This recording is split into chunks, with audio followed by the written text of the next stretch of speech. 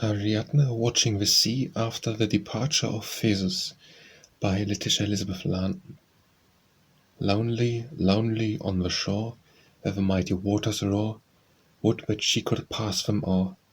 Doth a maiden stand, those small ivory feet are bare, rosy as the small shells are, they are, when the feet, less fair, on the sea-beat strand.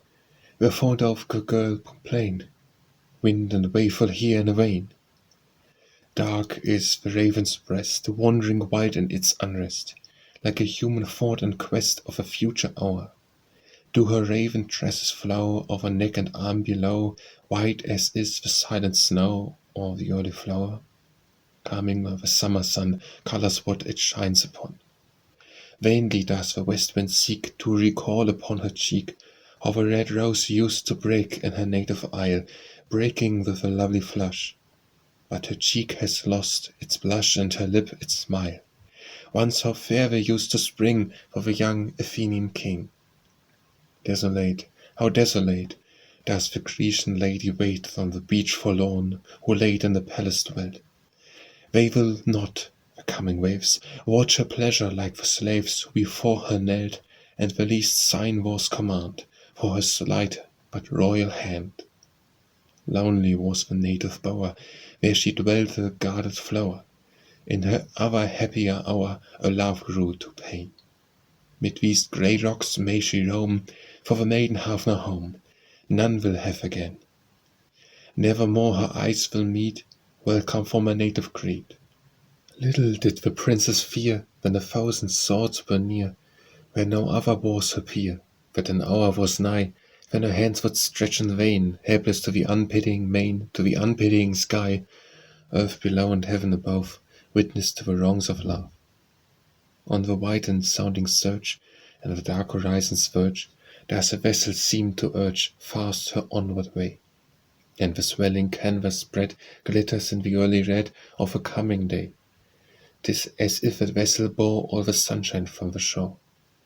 Hath the young king left his side, she but yesterday his bride, who for his sake crossed the tide, gave him love and life?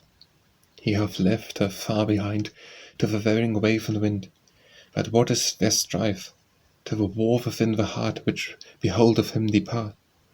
She hath perilled life and fame upon an all-desperate game.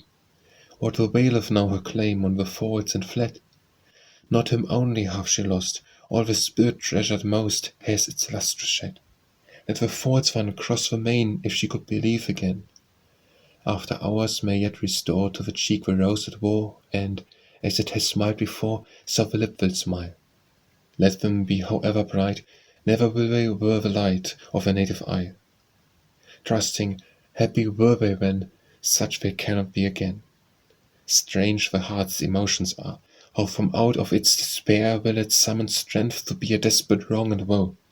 But such strength is as the light seen upon the grave by night, there's death below, and the very gleam that flashes kindles from the heart's sweet ashes. Maiden, gazing o'er the sea, wistfully, how wistfully, thine such very doom must be, thine the very heart. Woe for confidence misplaced, for affections run to waste, and for hopes that part, leaving us their farewell word, one for ever jarring word. There the Grecian maiden stands, wringing her despairing hands, lonely on the lonely sands. 'Tis a woman's lot. Only let her heart be won, and the summer hour is done. Soon she is forgot. Sad she strays by life's bleak shore, loving, but beloved no more.